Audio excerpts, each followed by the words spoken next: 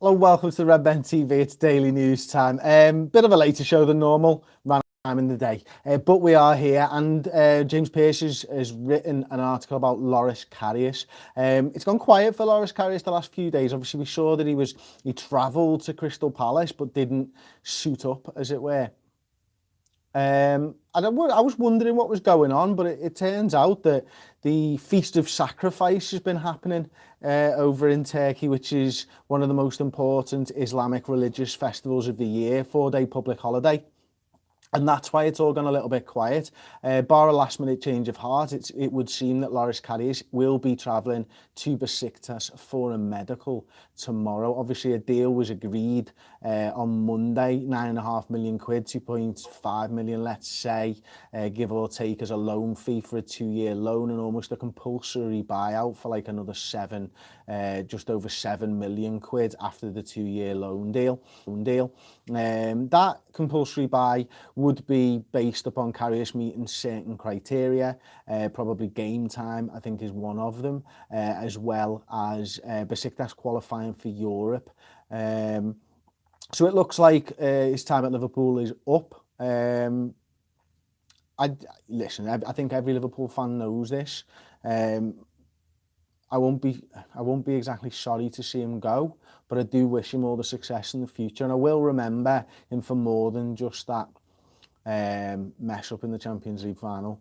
I will remember him for some top draw saves on the run to the final. I will remember him for putting as good a spell of goalkeeping together in a 3-month period as probably I'd seen in 5 years or so.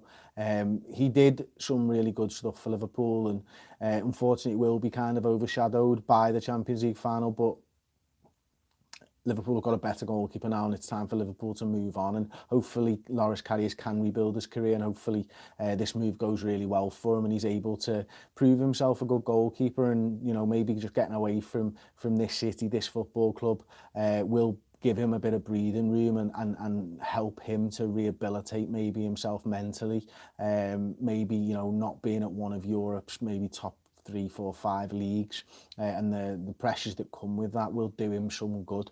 I wouldn't say I'm exactly ecstatic about Mignolet backing up Alisson, but I do expect that Liverpool might move for a number 2 goalkeeper in January.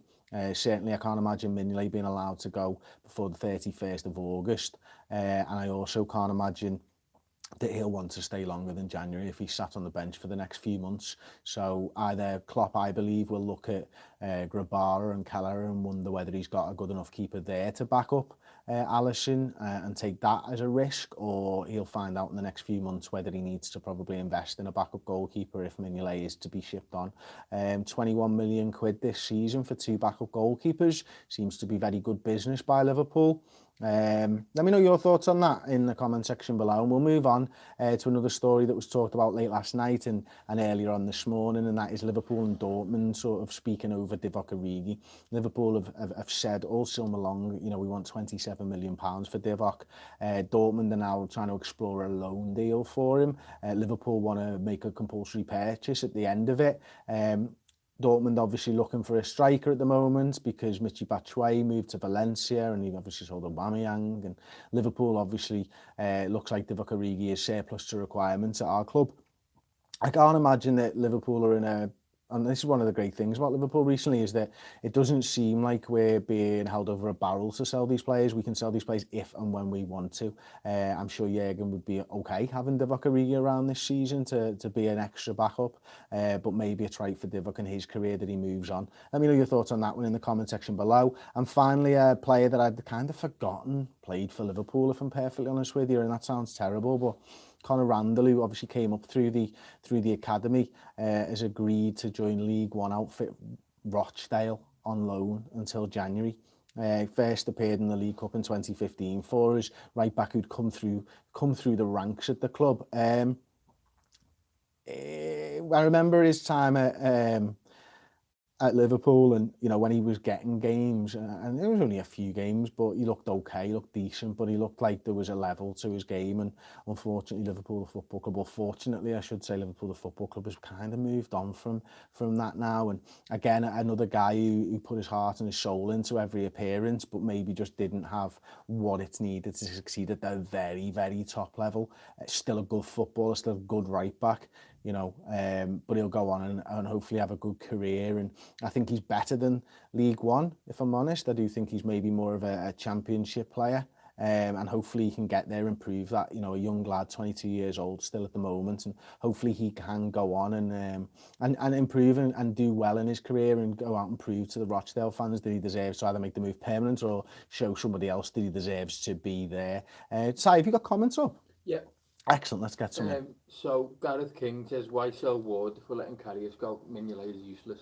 I genuinely think that Ward had enough of being messed around, and I think we've probably mismanaged his career, and I think that's something that, you know, the people in charge of Liverpool, and I include Klopp in that, will have to recognise, and probably they'll be a little bit gutted over, because, you know, he sat on the bench all last season for no reason whatsoever. I mean, we just didn't need him as a third choice keeper last season. He wasn't able to go out on loan. His career completely stalled after a good year with Huddersfield and getting promotion with them. And then he's told that he's going to be Liverpool's #1, and he's going to read that in the newspapers, the likes of Pierce and Reddy and everybody else is reporting it. So somebody's been told that he's going to be the #1. It was the shortest #1 reign in history. He didn't even play a game before he'd lost his position to Alisson, and we'd broken the world record. And at that point, he's now been dicked around for over a year, and he's now fallen down the pecking order to a guy he's pretty much never going to replace. And I think that's why Liverpool sold Danny Ward, because they owed him a debt, because they realised that they'd messed his career up slightly for the last year. Yep, so Brian Hostilter says Karius was damned if he stayed. I think Klopp would trust him again, but the fans know. I will miss him. I would have preferred him to Mignolet. I think a lot of people would have preferred Karius to Mignolet. The Karius that played before the Champions League final, though, and that's the caveat to it, isn't it? Did we still have the Karius of pre-Champions League final, or are we living in a post-Champions League final world? And what does that mean for him? Because quite honestly, pre-Champions League final, he's a much better keeper than Simon Mignolet. But after the Champions League final, is he? It's nice to see. There's quite a lot of comments just saying, yeah, unfortunately it didn't work out for him, but wish him the best. Steel Barry says, feel this is the best option for all parties.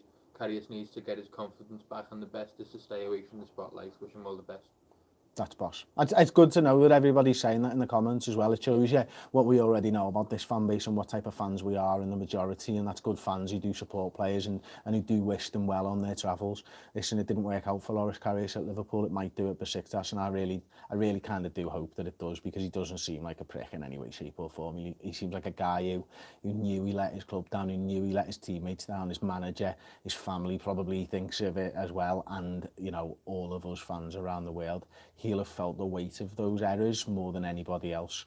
You know, I felt bad after the Champions League final. Everybody felt bad after the Champions League final. It's nothing to what Loris Karius had to go through and endure. And the fact that he still managed to turn up in pre-season is testament to the character of the lad. So there we go. And that's been the Daily News Show for Thursday. I'll be back with the Starting 11 prediction show tomorrow, let's say midday. Give or take. Don't forget to like the video, subscribe to the Redmen TV on YouTube, and then I'm going to grab the phone off Si because something's gone wrong. Oh, there we go. Can we get rid of the comments there? Are you sure you want to stop streaming? Yes,